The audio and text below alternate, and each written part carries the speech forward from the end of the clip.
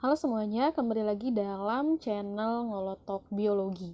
Hari ini kita akan bahas soal biologi, yaitu soal-soal yang setipe dengan soal-soal yang muncul di UTBK atau juga di ujian mandiri.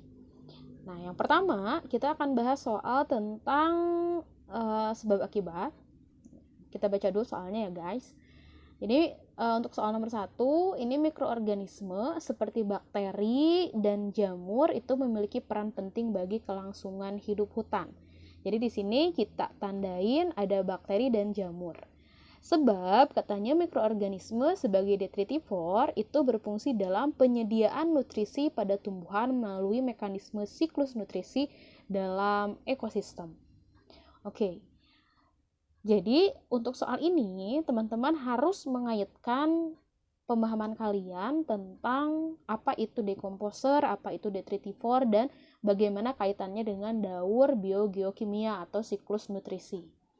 Nah, jadi untuk jamur dan bakteri, biasanya itu merupakan suatu komponen yang sangat penting dalam suatu ekosistem karena berperan sebagai pengurai atau dekomposer.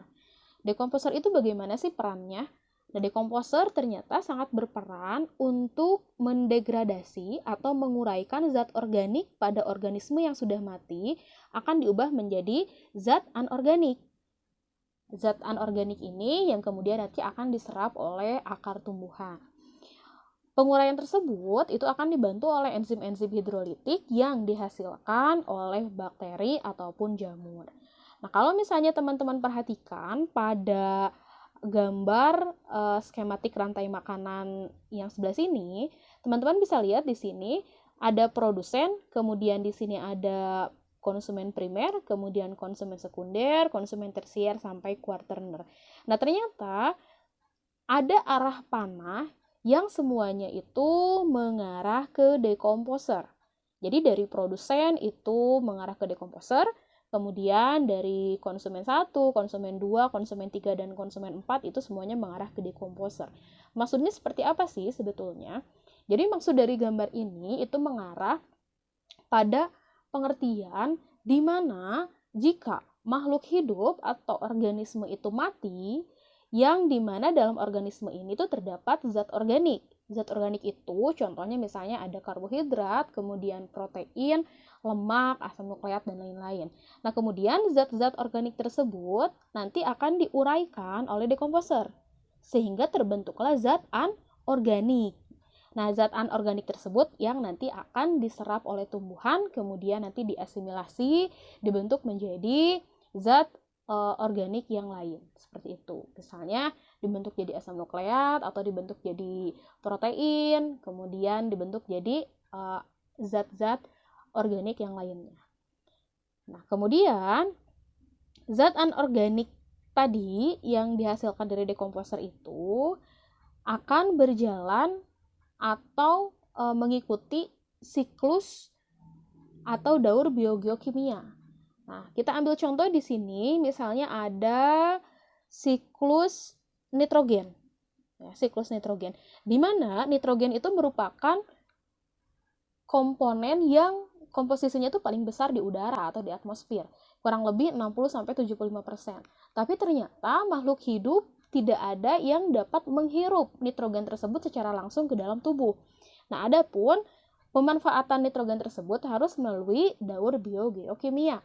Nah, yang pertama, nitrogen dari atmosfer ini itu akan difiksasi oleh bakteri.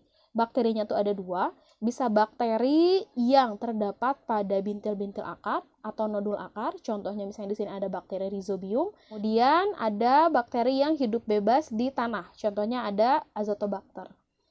Nah, kemudian hasil fiksasi ini akan membentuk amonium atau NH4+. Nah, ternyata NH4+ ini atau amonium tersebut selain diperoleh dari proses fiksasi juga bisa diperoleh dari proses amonifikasi. Amonifikasi itu merupakan salah satu jenis penguraian dari asam amino atau protein. Nah, tentunya dalam proses penguraian tersebut ini membutuhkan dekomposer, ada bakteri dan jamur atau fungi.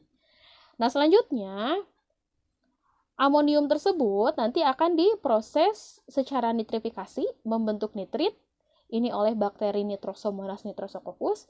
Kemudian dari nitrit akan diubah menjadi nitrat atau NO3-, ini menggunakan bakteri Nitrobacter. Nah, selanjutnya nitrat itu baru bisa diserap dan kemudian diasimilasi oleh tumbuhan.